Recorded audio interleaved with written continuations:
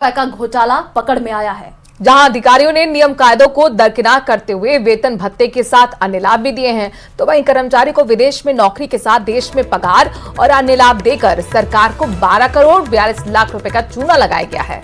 तो करीब 3 दशक से चल रही इस गड़बड़ी पर किसी ने ध्यान नहीं दिया और लाभ लेने वाले कई सरकारी कर्मचारी सेवानिवृत्त होकर घर भी चले गए।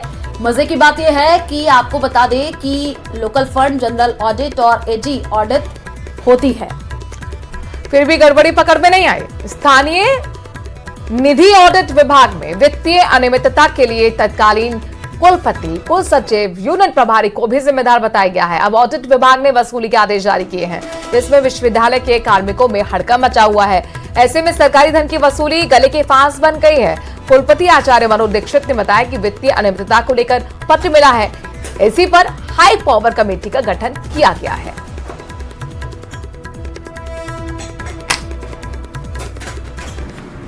ये विश्वविद्यालय में स्थानीय निधि संरक्षण विभाग द्वारा एक सेवा अभिलेखों की विशेष जांच के अनुरूप जब ये कार्य हुआ था तो उनका पत्र आया था इस संबंध में, और उस जांच रिपोर्ट में उन्होंने कैरियर एडवांसमेंट योजना को विशेष रूप से लक्षित करते हुए उस पर अपनी आपत्तियां लिखी थी और उसी के सापेक्ष उन्होंने एक धनराशि का आकलन किया है। अजमेर के रूपनगर में जमीन विवाद में फायरिंग कर हत्या के मामले में पुलिस ने 10 आरोपियों को गिरफ्तार कर लिया है। ये सभी वारदात के दौरान शामिल होने के साथ ही बदमाशों को फरारी में मदद कर रहे थे। और इस मामले में अभी भी पुलिस को मुख्य 5 आरोपियों की तलाश है। सभी पर 50,000 का इनाम भी घोषित है। मामले का खुलासा करते हुए एसपी वंदिता राणा ने बताया कि 22 सितंबर को रूपनगढ़ के मुख्य बाजार में फायरिंग में शकील नाम के व्यक्ति की हत्या हो गई और एक व्यक्ति घायल हो गया था। ये वारदात बलवाराम गैंग की ओर से की गई थी।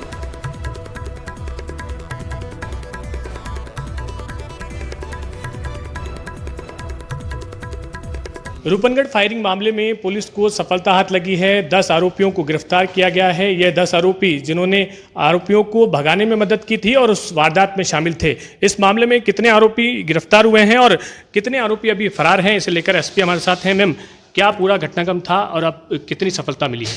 देखिए, अभी हमने 10 आरोपी गिरफ्तार किए हैं। इसके अलावा इन लोगों की पूछताछ से कुछ और नाम हमारे सामने आए हैं, जिसके आधार पर हमने टीमें गठित करके उनकी तलाश के लिए भी टीमें गठित कर दी हैं। एक और आरोपी है जो मुख्य आरोपी के रूप में सामने आया है, जिसके पास हथियार होना, फायरिंग करना जानकारी में आया है, उसके ऊपर भी इनाम घोषित किया गया है। और हमारी मल्टीपल टीम्स जो हैं वो कंटिन्यूसली इस पे काम कर रही हैं। जो बाकी बचे आरोपी हैं उनको भी हम जल्दी ही पकड़ के लाएंगे और मोस्ट डेफिनेटली हमें जल्दी ही सफलता प्राप्त होगी। ये जो 10 आरोपी हैं मैम, ये कौन है, इनकी क्या भूमिका इसमें थी और जो बाकी आरोपी हैं उन पर भी इनाम कोई बढ़ाया गया है और उनको गिरफ्तारी करने के लिए कोई टीमें लगाई गई? देखिए, जो आरोपी हैं इनकी अलग अलग तरीके से भूमिका है। 6 तो खुद मौके पर थे और उन्होंने एक्टिवली पूरी तरीके से जो ये घटनाक्रम हुआ इसमें गाड़ी चलाना, चढ़ाने का प्रयास करना, वो सारी चीज़ें करी। और अनूपगढ़ से बड़ी खबर सामने आ रही है। जिला कलेक्ट्रेट कार्यालय पर प्रदर्शन देखने को मिल रहा है। क्षेत्र में बढ़ते नशे के काले कारोबार के खिलाफ यह प्रदर्शन किया जा रहा है। नशा मुक्ति संघर्ष समिति द्वारा प्रदर्शन किया जा रहा है। प्रशासन से मेडिकेटेड नशे के सप्लायर के खिलाफ कड़ी कार्रवाई की मांग अब की गई है।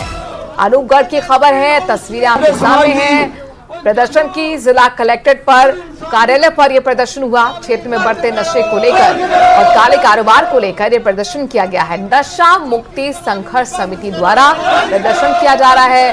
प्रशासन से मांग है कि जो मेडिकेटेड नशे के सप्लायर्स हैं उनके खिलाफ एक्शन लिया जाए।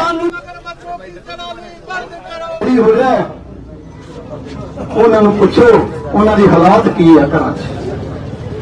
ये काटे वास्ते मां आंढ गुआंढ च कहंदी आ कोई 2 लाख पाटा दे दे भैणे, मैं रात का जुगाड़ बना ला।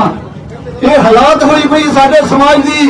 और जदों हर इंसान नूं जगना पेगा इस बारे, क्योंकि जदों मैं कहते रुबाई भी लिखी सी इहदे च, बचपन बीतिया मेरा राजावंत होके, जवानी मेरी बेहोशी।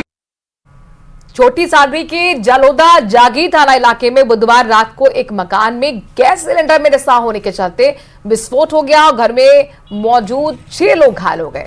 इनमें 2 मासूम भी शामिल थे। घटना के बाद विधायक श्रीचंद कृपलानी ने ग्रामीणों से जानकारी ली। प्रतापगढ़ डीएसओ को मुआवजा देने के निर्देश दिए। साथ ही डॉक्टर से फोन पर बातचीत कर पीड़ितों के उपचार की जानकारी लेकर के निर्देश दिए। इधर ग्रामीणों ने गुरुवार को गैस एजेंसी के खिलाफ विरोध प्रदर्शन कर कार्रवाई की मांग की है। ग्रामीणों ने एजेंसी पर आरोप लगाया है कि सिलेंडर को बिना जांच के ही क्षेत्र में सप्लाई किया जाता है। दर्दनाक घटना हुई है, तो भगवान से प्रार्थना करूंगा कि जितने लोगों को लगी है वो स्वस्थ होके आवे, स्वस्थ होके वापस अपने घर आए। बाकी मेरी जिला कलेक्टर प्रतापगढ़ से भी बात हो गई है, उदयपुर जिला कलेक्टर से भी बात हो गई है, वहाँ मेडिकल की सुविधाएं भी उनको दी जा रही है और इनका जो मकान का मुआवजा है या जो भी गैस एजेंसी के माध्यम से, क्योंकि जो कंपनी है गैस की उसके माध्यम से जो मुआवजा मिला वो भी दिलाने का प्रयास करेंगे। और सवाई माधोपुर में चिकित्सा विभाग की खाद्य सुरक्षा टीम ने बड़ी कार्रवाई को अंजाम दिया है। सीएमएचओ धर्म सिंह बीड़ा के निर्देश पर खाद्य सुरक्षा निरीक्षक वीरेंद्र सिंह के नेतृत्व में विभाग की टीम ने रणथंभौर के त्रिनेत्र गणेश मंदिर में छापेमारी की कार्रवाई की और 2000 किलोग्राम से ज्यादा फफूंद लगा खराब बेसन के लड्डू को जब्त किया गया, उन्हें नष्ट किया गया। तो आपको बता दें कि सवाई माधोपुर में खाद्य सुरक्षा विभाग की टीम जो है अब तक की उसकी सबसे बड़ी कार्रवाई बताई जा रही है। क्या कुछ ये पूरा मामला रहा, आप समझिए इस रिपोर्ट में।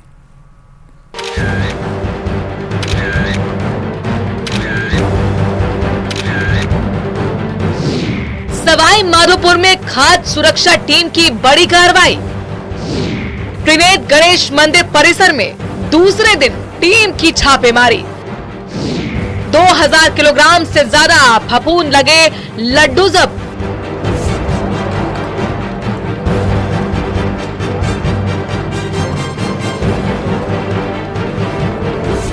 तिरुपति मंदिर में प्रसादम की शुद्धता पर उठे सवालों के बीच सवाई माधोपुर में भी खाद्य विभाग की टीम मंदिरों में मिलने वाले प्रसाद की शुद्धता की जांच में जुटी है। इसी कड़ी में त्रिनेत्र गणेश मंदिर में खाद्य विभाग ने बड़ी कार्रवाई को अंजाम दिया। खाद्य सुरक्षा निरीक्षक वीरेंद्र सिंह के नेतृत्व में खाद्य सुरक्षा टीम त्रिनेत्र गणेश मंदिर पहुंची और छापेमारी की कार्रवाई की गई। टीम को वहां से करीब 2000 किलोग्राम के फफूंद लगे बेसन के लड्डू बरामद हुए, जिन्हें जब्त कर नष्ट किया गया। श्रद्धालुओं को लड्डू बेचने से जो रह गए, ये मेले के दौरान लड्डू बनाए गए थे। मेला 6 से 8 तारीख का था।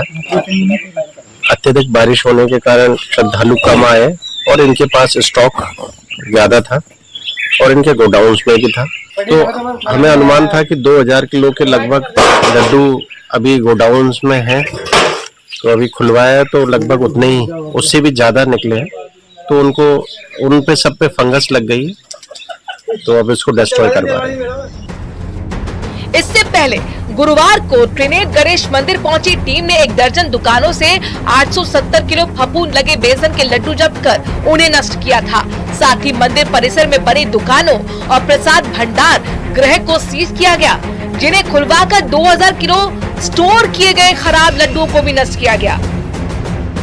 मेले के दौरान जो सामान बनाया गया है लड्डू, जो यात्री अब्दुल कम से कम 6-7 लाख पब्लिक आती है, इस तरह से माल बना लिया है। ये बरसात के कारण गेट बंद कर दिए गए, खड्डे हो गए, मिट्टी आ गई, रास्ते जाम हो गए चारों तरफ के, उस वजह से आपका माल बिका नहीं है? बिका नहीं सर। अब सवाल ये है कि इतने लड्डुओं का स्टॉक क्यों किया गया। तो आपको बता दें कि हर साल रणथंभौर के त्रिनेत्र गणेश मंदिर में 3 दिन के लिए लक्खी मेले का आयोजन किया जाता है, जिसमें लाखों की संख्या में श्रद्धालु पहुंचते हैं। लेकिन इस महीने ज्यादा बारिश के चलते श्रद्धालु मेले में नहीं पहुंचे और दुकानदारों द्वारा बनाया गया प्रसाद बिक नहीं पाया। इतना ही नहीं, इस बीच मंदिर को भी बंद कर दिया गया। माल तो कंप्लीट था, पूरा बना बनाया माल था। पब्लिक बरसात वजह पब्लिक जाम हो चुकी थी, गेट बंद कर दिया था। 30 की रात गेट बंद हो गया था, सुबह खुला ही नहीं गेट, सुबह खुला, सुबह माल यूपी रखा रह गया। एक्स्ट्रा आप लोगों ने बना लिया था? एक्स्ट्रा तो माल बनता है, हमेशा ही बनता है, और मेले पे बनता है, उठ भी जाता है इतना माल, ऐसी बात भी नहीं है। लेकिन बारिश की वजह से पूरा माल श्रद्धालु तो आ नहीं पाए। उसके बाद भी बरसात से पूरा मामला खराब हो गया। बारिश के चलते एक तरफ श्रद्धालु मेले नहीं पहुंचे, तो वहीं दूसरी तरफ मरम्मत के चलते त्रिनेत्र गणेश मंदिर को बंद कर दिया गया, जिसके चलते भी श्रद्धालुओं का मंदिर में पहुंचना बंद हो गया। लड्डू खराब होने से दुकानदारों को करीब 10 लाख रुपए का नुकसान हुआ है। हालांकि खाद्य सुरक्षा टीम का साफ कहना है कि लड्डुओं में किसी भी तरह की मिलावट नहीं मिली है। हालांकि दुकानदारों को साफ हिदायत भी दी गई है कि जब तक श्रद्धालु के लिए मंदिर नहीं खोला जाता तब तक दुकानदार बेसन के लड्डुओं का प्रसाद न बनाएं। सवाई माधोपुर से न्यूज़ 18 राजस्थान के लिए गिरिराज शर्मा की रिपोर्ट।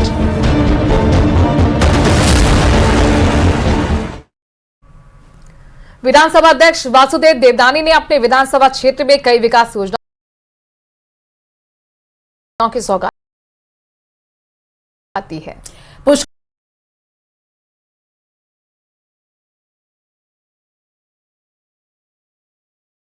बनने वाली 40 लाख की लागत से सड़क का शिलान्यास किया।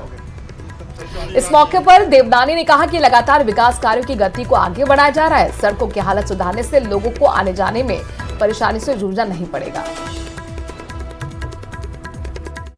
इससे पहले हजारों लोग पुष्कर जाते हैं तो नौसर से चढ़ करके आगे जाते हैं। सड़क काफी समस्या क्षतिग्रस्त है।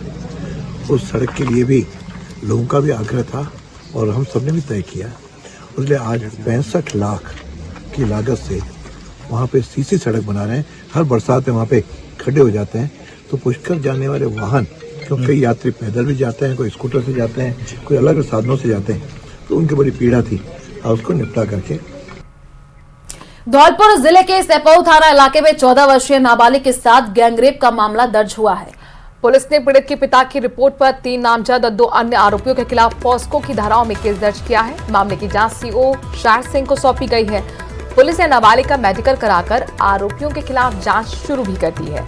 सीओ शायर सिंह ने बताया कि 7 सितंबर को 2 युवक बहला फुसलाकर बाइक से आगरा ले गए। आरोपी नाबालिग को 9 सितंबर को सेपऊ कस्बे के चौराहे पर छोड़ गए।